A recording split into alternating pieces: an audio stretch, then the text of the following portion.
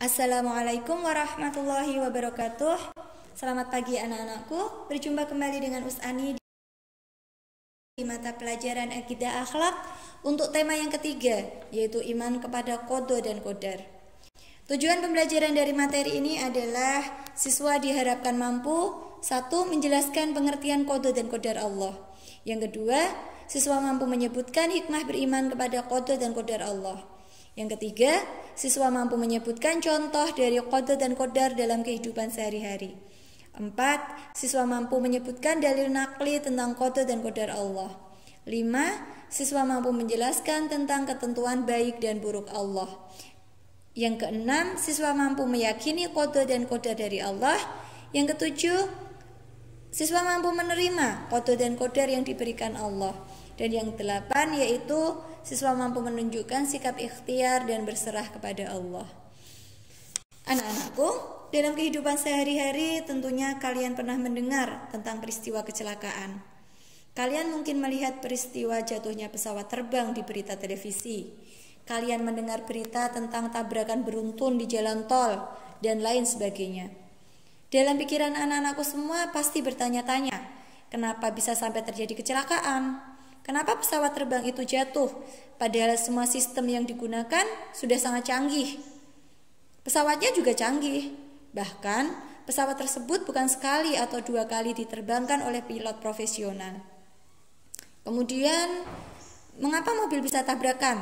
Padahal rambu-rambu jalan sudah jelas. Sopirnya pun dalam keadaan sehat dan selalu hati-hati. Sopirnya juga orang yang berpengalaman dalam mengendarai mobil. Nah, semua peristiwa yang terjadi di dunia ini tidak akan lepas dari kekuasaan Allah. Jika Allah sudah berkehendak, maka tidak akan ada sesuatu pun yang dapat mencegahnya. Semua itu sudah menjadi ketetapan Allah yang dinamakan qada dan qadar. Baik, sekarang kita ingat-ingat kembali rukun iman. Rukun iman ada 6. Yang pertama, iman kepada Allah. Yang kedua, iman kepada malaikat. Yang ketiga, iman kepada kitab Allah. Yang keempat, iman kepada Rasul Allah. Yang kelima, iman kepada hari kiamat. Dan yang keenam, yaitu iman kepada qada dan qadar. Nah, sekarang akan kita bahas tentang qada dan qadar. Pengertian dari qada dan qadar. Qada adalah ketetapan Allah yang telah ditetapkan sejak zaman azali. Apa itu zaman azali? Zaman azali adalah zaman sebelum alam ini terwujud. Kemudian qadar. Apa itu qadar?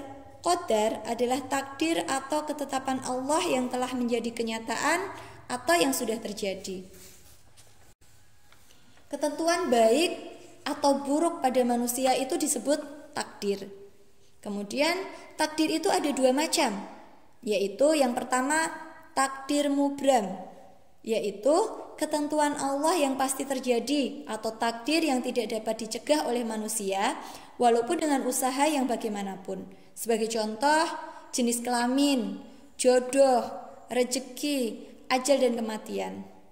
Kemudian yang kedua, takdir mu'alaq, yaitu ketentuan atau takdir yang masih bisa berubah, yang bergantung pada usaha atau ikhtiar seseorang. Contohnya, kalau kita ingin kaya, maka kita harus giat bekerja untuk mendapatkan rezeki.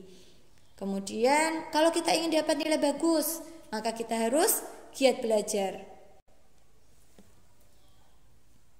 Nah, sekarang kita akan masuk kepada dalil nakli tentang kewajiban beriman kepada qada dan qadar. Dalil tersebut yang pertama ada di firman Allah di surat Al-An'am ayat 59. Yang berbunyi, wa 'indahu mafatihul ghaibi la ya'lamuha illahu wa ya'lamu ma fil barri wal bahr wa ma tasqutu min waraqatin illa ya'lamuha wa la habbatin fi dhulumatil ardi wa la ratbin wa la yabisin illa fi kitabim mubin. Artinya, dan kunci-kunci semua yang ghaib ada padanya. Tidak ada yang mengetahui selain Dia. Dia mengetahui apa yang ada di darat dan di laut. Tidak ada selai daun pun yang gugur yang tidak diketahuinya. Tidak ada sebutir biji pun dalam kegelapan bumi, dan tidak pula sesuatu yang basah atau yang kering yang tidak tertulis dalam kitab yang nyata atau Laul Mahfuz. Kemudian dalilnya ada di Quran surat Al-Hadid ayat 22.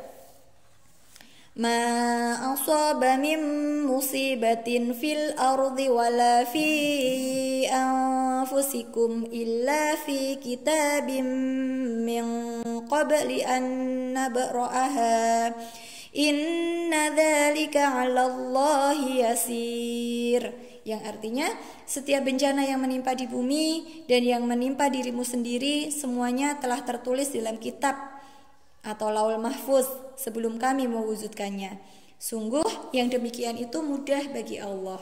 Itu tadi di Quran surah Al-Hadid ayat 22.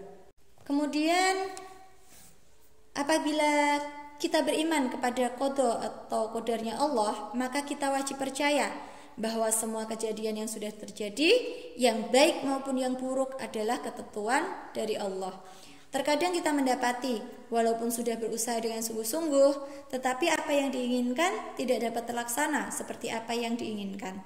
Nah, hal demikian itu memang sudah menjadi ketetapan Allah. Kita sebagai manusia harus tetap berusaha dan tidak boleh putus asa, dan harus menerima semua ketetapan Allah tersebut dengan sabar. Kemudian perilaku-perilaku yang mencerminkan iman kepada qada dan qadar. Yang pertama yaitu tanamkan keimanan dan ketakwaan yang kuat kepada Allah agar tidak mudah tergoda dari bujuk rayu setan. Kemudian yang kedua, biasakan bergaul dengan orang-orang yang memiliki ketakwaan yang kuat sehingga dapat mencontoh dan meneladani semua amal baiknya.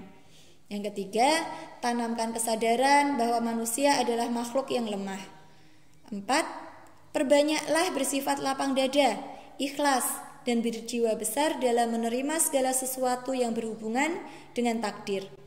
Kemudian yang berikutnya, perbanyak bersikap baik sangka, terutama kepada ketentuan Allah yang kita terima. Dan kemudian yang terakhir, berdoa kepada Allah agar diberi kekuatan menjadi orang yang beriman kuat, berilmu bermanfaat, dan berakhlak mulia. Nah, dari yang sudah Usani terangkan, apa hikmah beriman kepada qada dan qadar?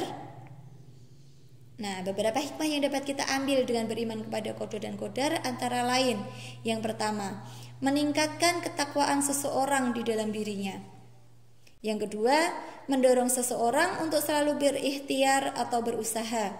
Yang ketiga, memberikan kesadaran untuk tidak mudah putus asa dalam menghadapi berbagai ujian dari Allah.